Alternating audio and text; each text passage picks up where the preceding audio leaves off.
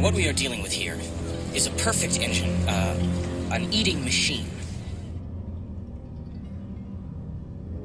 Have you ever heard the comment, the book is better than the movie? That's often true, though not always. Most people offering this remark are usually talking about young adult series like Harry Potter and Percy Jackson, which sometimes had to make understandable changes due to length and differences in the storytelling mediums, though others are bizarre and counterintuitive. But there are some films that are equal to their books, like To Kill a Mockingbird and the 2019 adaptation of Little Women. Yet an even rarer feat is the film that's better than the book, and I would count Jaws as being part of that group. However, leaving it at that would be condemning it to a rather mundane accolade. The film is not only a far sight better than the original Peter Benchley novel, but it stands as a giant in cinema on its own merits. I don't use the term masterpiece that much, mostly because it's thrown out far too often these days. No joke, I've heard that label attached to everything from Oppenheimer to Batman v Superman. I get that this is all personal opinion, and you are free to use that word as you wish. Speaking personally, I'd like to reserve that term for the select few films that there is virtually no flaw with, and there are only a handful of films I've ever seen that I think could be considered true masterpieces. One of those would be the original Jaws. Celebrating its 50th anniversary this year, Jaws was a singular event that ushered in a lot of revolutions and changes. It made Steven Spielberg a household name, a man who has gone on to deliver an incredible filmography that, while they're not all hits, few would deny as being one of the most impressive in cinema. It inaugurated the era of blockbusters, with follow-ups like Star Wars, Alien, E.T., and Raiders of the Lost Ark. It galvanized movie marketing, using techniques like extensive television advertising, saturation booking versus the then traditional rollout model of booking theaters, and releasing in the summer as ways to rake in huge profits. It cemented the fear of sharks in the open ocean amongst swimmers, and consequently made it harder for shark preservation societies to do their jobs. It became a template for many horror films to follow, including the aforementioned Alien. It constantly is recognized on lists of greatest films of all time, often being cited for its direction, acting, editing, and use of music, as well as being preserved in the National Film Registry by the Library of Congress and more. What's most impressive to me about this legacy is that it's attached to a movie that is built on one of the hokiest premises for a story, a giant, relentless man-eating shark terrorizing an island. The making of Jaws is a thriller in and of itself, and I'd highly recommend the excellent 1995 Laurent Bouzereau documentary if you're curious to dive more in depth into this history. It all started with the writing of Peter Benchley's first fictional novel, Jaws. Richard Zanuck and David Brown, owners of the Zanuck-Brown Company as it was called at the time, both came across the book before it was even published and decided to purchase the movie rights for $175,000. They then hired Dick Richards, most notable now for Tootsie, as director. He ended up being fired for constantly referring to the shark as a whale. Meanwhile, Zanuck and Brown were finishing up on a movie called The Sugarland Express, the first major theatrical film from 26-year-old Steven Spielberg, who lobbied hard for directing Jaws next after having done a similar story in 1971's Duel. Upon Spielberg's hiring, they went to work adapting Benchley's novel, trying to condense it into something more streamlined. As part of the initial deal, Benchley was provided the opportunity to adapt his own work, which he did and churned out 3 drafts. Spielberg went on to write his own version, mostly in order to give himself a true vision of what he wanted to do with the story, though several scenes did survive into the finished film.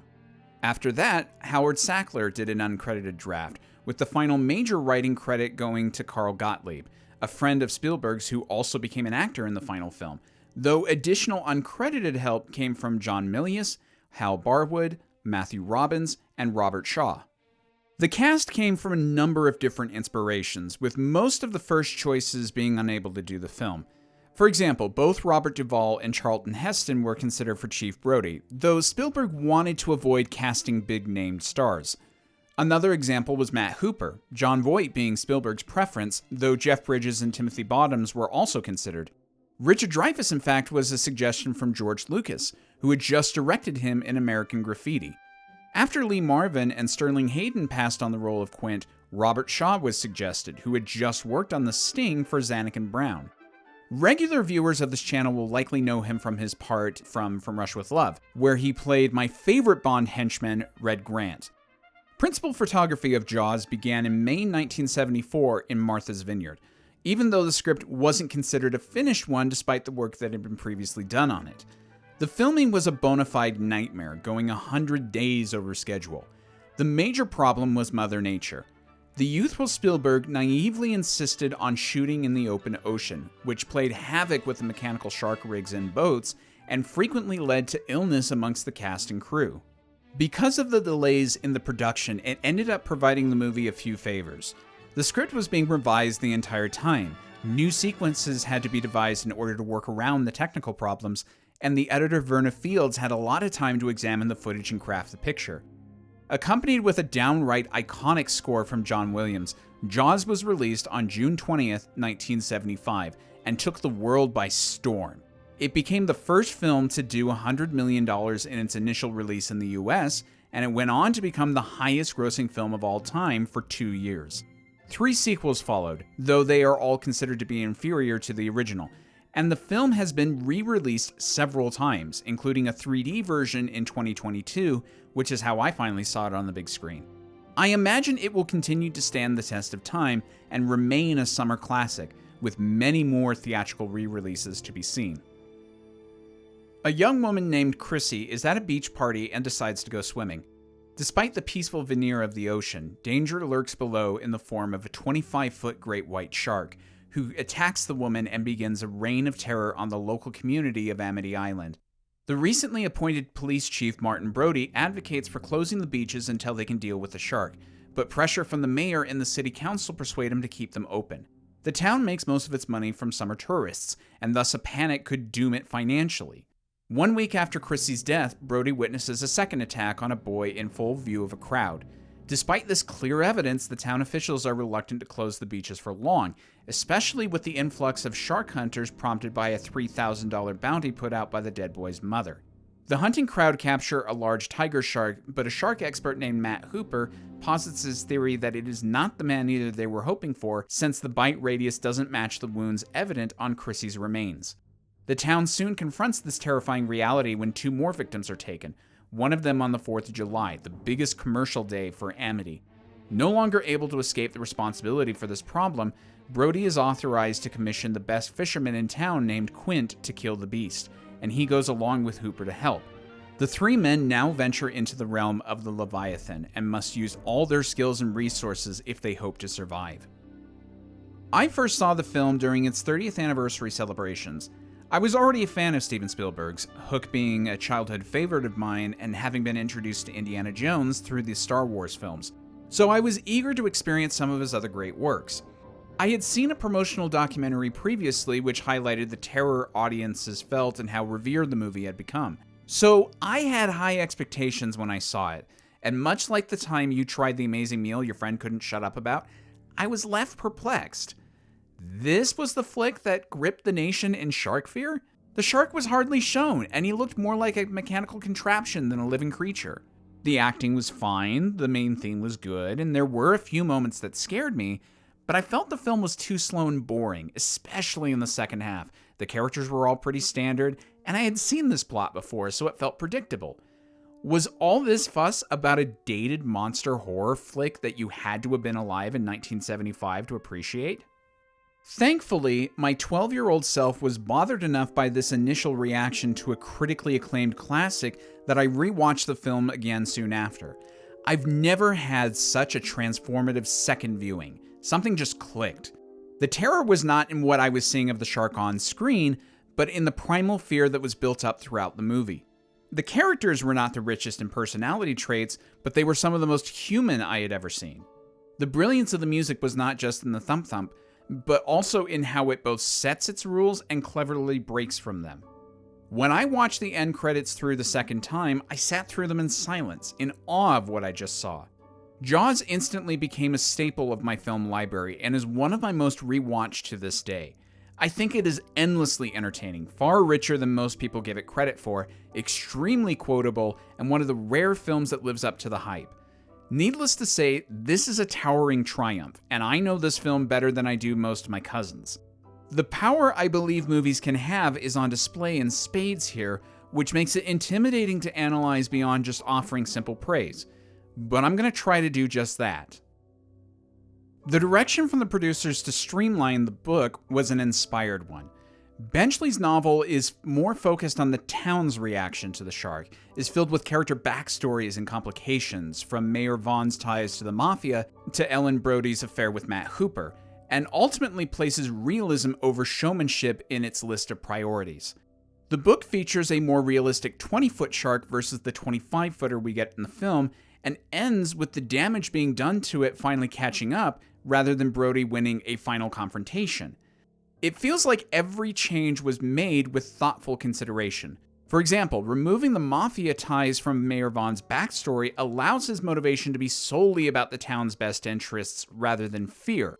When you look at things from his perspective, he's now making these gambles not because he is stubbornly stupid and has a death wish against the town or is being controlled by higher forces, but because he wants to make sure the town doesn't go under, and he will allow Brody the authority to do whatever he feels like he has to do to keep the beaches safe, short of closing them down.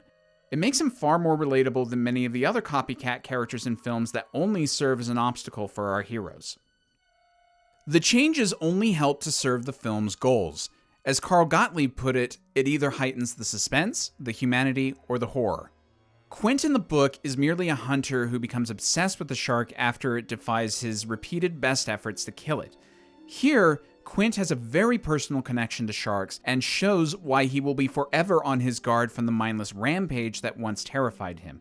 If he is going to die, it will not be because of cowardice or being caught off guard. He will go down fighting. Hence why his death scene here is far more appropriate than simply being dragged down by a rope, as was his fate in the book. The affair with Ellen Brody placed a wedge between Chief Brody and Hooper, which means that on the boat in the third act, you have three men that have no real love or positive connection to each other. Removing that here makes Brody and Hooper steadfast allies, leaving room for the connection to Quint to be developed, like with the Scar comparison scene, and the three men now work in tandem towards the same goal of killing the shark rather than having different ends initially. Perhaps my favorite change has to do with the third act. In the book, the group comes home at the end of each day and goes out the next morning. In the film, they stay out there until the shark is dead. Coupled with Spielberg's insistence that land be not visible until near the very end, this helps the audience to feel isolated, alone with the monster. It ramps up the tension when we realize that the orca will not save our heroes from the shark, and the ship itself is vulnerable to the sheer strength of the animal. In my humble opinion, Jaws is a masterclass in identifying the best aspects of its source material and either working to keep them as is or to improve upon them. Chief Brody is a great example of this. In the novel, the man seems world-weary and a bit cynical. He's not a horrible human being, but he merely exists in such a mundane environment that is a contrast to the action-packed streets of New York that he could be considered a stagnant being, comfortable in the complacency of his world. Here, he has changed to be more alive. He has recently moved to town from New York and has yet to be broken into the routine of Amity, so he still possesses an optimistic drive based around the belief that one man can make a difference. Roy Scheider absolutely could have played the man from the book, but he perfectly embodies the upstanding everyman that is our eyes into this town. He is awake and alert to danger, while everyone else, apart from Hooper and Quint, is slow to realize the enormity of their problem. He doesn't immediately come off as anyone special, and that actually helps to serve one of the themes of the film, the power of the common man. Nature is nothing to sneeze at and can be ruthless, but man is ever adaptable and capable of tackling great challenges beyond what should be possible. And Brody is a remarkable example of this notion. A man, paralyzed by his fear of drowning, can still overcome a giant shark, the master of the sea, in his own domain. Matt Hooper is one of the most likable characters in the film. He still has the rich kid backstory from the novel, but instead of being the advocate for counterculture and a thorn in Brody's side, his youthfulness and eager nature actually make him a strong voice of reason. He is the clinical expert of sharks, the one who knows nearly every scientific fact that will help here, and despite his love for the animal, even he is raising the voice of the watchman on the tower, trying to get all who will listen to safety as he applies his skills to dealing with the problem. In the original script, Hooper was killed in the attack on the shark cage, just like in the book. However, an accident during the underwater filming of Live Sharks in Australia, where the shark destroyed a cage with no occupant inside, resulted in keeping Hooper alive so that the production could use that footage. The theme of the common man's strength would still have been served with Hooper's death, but keeping him alive makes room for more of a happy ending. Brody and Hooper swim to shore together, allowing the audience to breathe in a sigh of relief and bask in the resolution of a terrifying journey while watching two of our heroes get back home. It's a version of the riding off into the sunset idea that Spielberg would later utilize for The Last Crusade, and it is just as effective here. Richard Dreyfuss is funny and personable as the character, and he makes for one of the two best parts in the movie. Robert Shaw's Quint has become something of a legendary movie tough guy. A colorful personality who exudes the roughness of a hard life, there's no dismissing this man.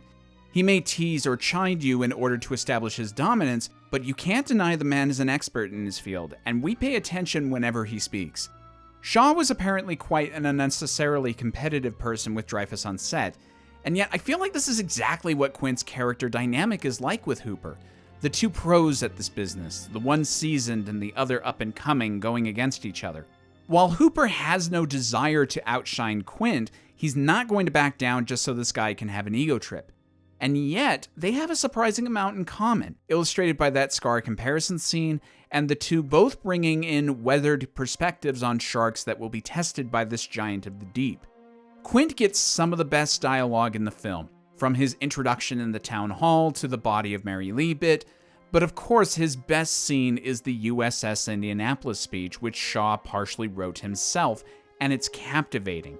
The acting sells this story.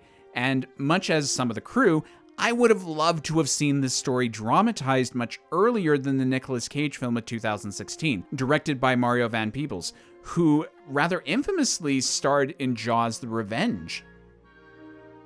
I've already talked a bit about Mayor Vaughn, but I can't praise Murray Hamilton enough for understanding the part to make sure that Vaughn is never the villain of the piece. Lorraine Gary does a fine job as Ellen Brody, though I can't say she's exactly a standout, and that's mostly because the script can't really allow her to shine. I suppose this was somewhat rectified with two of the sequels, but given what they did with her there, I can't say it was much of an improvement. This is one of those movies where there's a lot of memorable bit players. I wish Carl Gottlieb's Meadows had more to do given his large role in the novel, but it was the right move to reduce his part in favor of others. Craig Kingsbury's Ben Gardner brings a smile to my face, mostly because he's another crusty character that adds some color to the town's locals. I will agree with Brody, that is some bad hat, Harry, though I'm sorry about your fences. Jeffrey Kramer, who later produced some of the early seasons of The Practice in Ally McBeal, plays Hendricks and offers a good contrast to Brody's more refined approach to being an officer. His return in the sequel is actually something I appreciate. Finally, I love when authors can get a non-intrusive cameo in their film adaptations, so Peter Benchley as a television reporter is a great choice. Much has been made about how not seeing the shark actually helped the film's terror, and I'd have to agree. Part of that could be because seeing the monster so early robs us of the chance to share in the eventual revelation with the main characters. It puts us on fairly equal footing. But also, the implied images are far more terrifying. I have a hard time visualizing how the shark is doing that with Chrissy beneath the waves, given what I've seen of shark attacks, but Susan Blackliney makes that scene so violent that I'm not sure I want to figure out what's going on underneath the surface.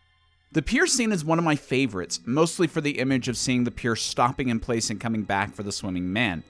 The mystery that plays out with the discovery of Ben Gardner and his wrecked boat wonderfully suggests to us a horrific death.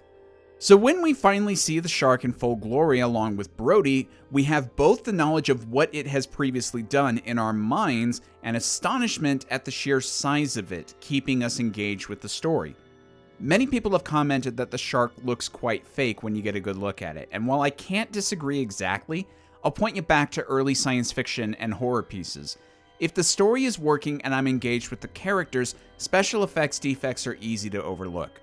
Being a fan of the original Star Trek show, I could point out a number of times when the production design, the effects, the makeup, or some other element threatened my immersion. But because I was really enjoying the piece up until that point, it's simple to chalk those up to production circumstances or budget. Besides, I'm not coming away from the original King Kong talking about how fake the animal looks. I'm talking about the film's imagination and its heart. Seeing the original Terminator with its stiff stop-motion movement doesn't hurt the film really because I was captivated by the story of Sarah Connor and rooting for her to succeed. Same goes with Bruce the Shark here. I don't care if it's stiff, mechanical, and lifeless. I bought into the thrills it delivered when it was unseen, so I'm willing to go along with it now that it's here. Plus, the movie doesn't go overboard with showing the shark afterwards. Just because we know what it looks like, that doesn't mean the magic of the veil is gone. The attack on the orca at night works much better without seeing the shark. The barrels are enough to signal its presence without constantly seeing the fin, and it instills more fear in me because seeing the barrels disappear is a better indication of the shark's power instead of seeing the fin cut through the water. It's quite serendipitous that the constant breaking down of the shark led to a better film. The music is the second half of the terror. John Williams creates one of the most recognizable pieces of signature music with just 3 notes. The simplicity gives way to creative versatility. The speed of the notes guides the audience through each attack, knowing how the shark is behaving without seeing it. Plus, Williams conditions us to have the piece accompany the real shark, or to let us know when we're witnessing its handiwork. The brilliant musical silence during the practical joke bit allows the audience to feel something is off here and not question when the real McCoy shows up. But once we are in the second half of the film, we know the shark is really there, and thus the sudden appearances are more effective. Apart from the shark theme, the music touches on beautiful mystery and upbeat adventure. I always loved how sometimes when we're out on the water that Williams uses a harp and soft strings to intrigue the audience and remind us of the beauty of the world just before we see the evidence of the ugly side, like just before Chrissy's death, or when we discover Ben Gardner's boat. Williams has said that the music during the shark chases is meant to be more like pirate film scores from the Errol Flynn days of Captain Blood, and I love how this music never goes so far so as to diminish the darker thrills of the shark. Like a pendulum, it can swing back into the main theme at any moment, and it's an amazing bit of scoring in keeping the film light in places without ruining its status as a horror film. It's an inspiring score, and Williams has received many justified praises and honors for this work. It was the first Oscar he won for his own music. It was labeled the 6th best score from the first century of film by the American Film Institute. The main theme became the first of many iconic pieces of music from Williams, and the film truly kickstarted his mainstream popularity. Without Jaws, I'm sure he would not have had the opportunity to bring us countless memorable and powerful scores, from Star Wars to Indiana Jones, from E.T. to Schindler's List, from Home Alone to Harry Potter, and so much more.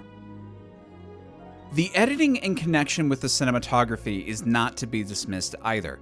Verna Fields knows how to work with action scenes, show us enough to get the information, and let natural pacing take over. However, she also knows when to let scenes sit and who to focus on without constant cutting back and forth. For example, Quint's introduction scene is framed as him addressing the crowd of people at the town hall. However, Shaw's acting and the camera focus make it clear that this is really Quint talking to Brody, since Quint knows his message will likely fall on deaf ears with everyone else. Much like how Hooper immediately sees Brody as an ally, Quint knows the chief is a working man whom he can relate to and who will most remember this offer. And sure enough, Brody is the one that brings up Quint's name when convincing the mayor to authorize a charter. Speaking of that scene, that's another great example. The scene is depicting Brody persuading the mayor to finally do something about the shark, but note how the shots follow and focus on Vaughn more so than Brody. That's because this is also a character building scene, showing that Vaughn is stunned into action much as Hooper predicted earlier. He ignored the problem until it became personal, and yet his babblings about August show that his stubbornness was not because of malicious stupidity, it was because he saw the town's financial welfare as the biggest concern. He is a good man at heart, and it's only when he was faced with losing something that meant more to him than the town's economical health that he decided that human life should be valued more than financial security. It's a wonderful moment that I feel people don't talk about enough. This leads back into what makes the film really resonate with me, the inner strength of humanity. There's a play by Heinrich Ibsen that I adore called Enemy of the People, and I know I'm not the first one to point out the similarities here. If you're not familiar with the play, the story is about Dr. Thomas Stockman, who discovers contaminations in his town's spas. He decides to warn the public about the danger, despite the truth likely leading to the town going under. He encounters heavy resistance, first by the town officials, some of which are related to Thomas, and while some people initially support him, they are later persuaded by the voices of the government otherwise. Dr. Stockman decides to continue the fight alone, as he feels the problem is less about the economical concerns and more about resistance to social evolution. That resistance coming from, quote, the compact liberal majority of the people and the colossal stupidity of the authorities. He ends the play with a fantastically poignant line. Considerations of expediency turn morality and justice upside down. Basically, morality and justice are nice concepts, but if they get in the way of my livelihood and comfort, I'll turn a blind eye. If we don't actually believe in these guiding principles of society, like morality and justice, enough to take action, then it's just lip service. Brody is the townsperson most motivated by those values to take action once he is aware of the problem. And while he is persuaded for a time to let the beaches remain open, every time he acquiesces to outside influences, more lives are lost. Mrs. Kittner reminds him that no matter the ultimate outcome, he is responsible for Alex's death because he let the concerns of expediency overtake his conscience. That conscience continues to gnaw at him until he solves the problem.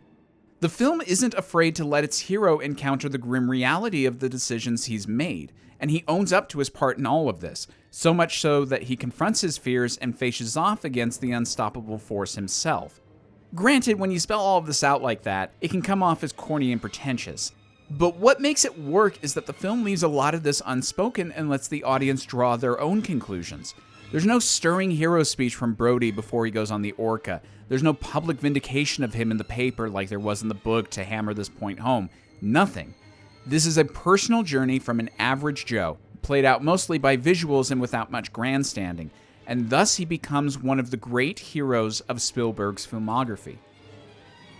There's one final thing I'd like to touch on before I get to a few nitpicks, and that is the live shark footage from Ron and Valerie Taylor.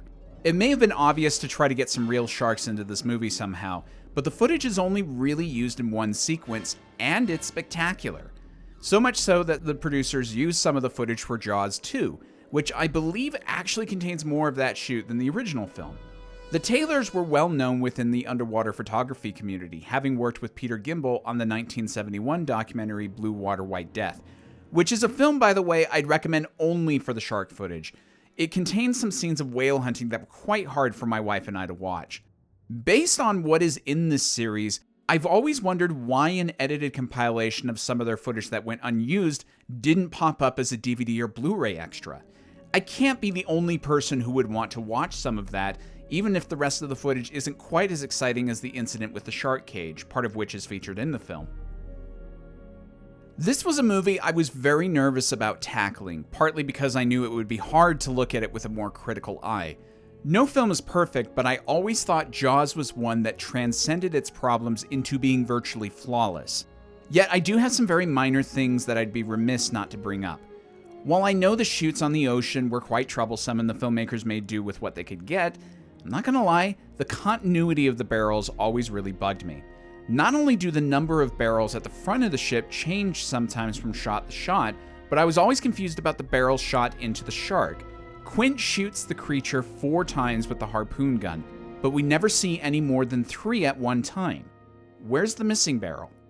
I don't remember Quint cutting the line to one of them or seeing that line break. Also, where does Quint's fishing chair go? There is some faulty information or conclusions about sharks depicted here, like the rogue shark theory. Most of these things I can forgive in the name of entertainment, such as a shark being powerful enough to pull a boat fast enough to have those high swells crash over the stern, or the shark going back and forth when attacking the cage. But it does seem to undermine Hooper's credibility in the medical examination room to suggest oceanic whitetip as a possible culprit, given that whitetips are more often found in deep oceans and prefer much warmer waters than what is typical of the New England shores.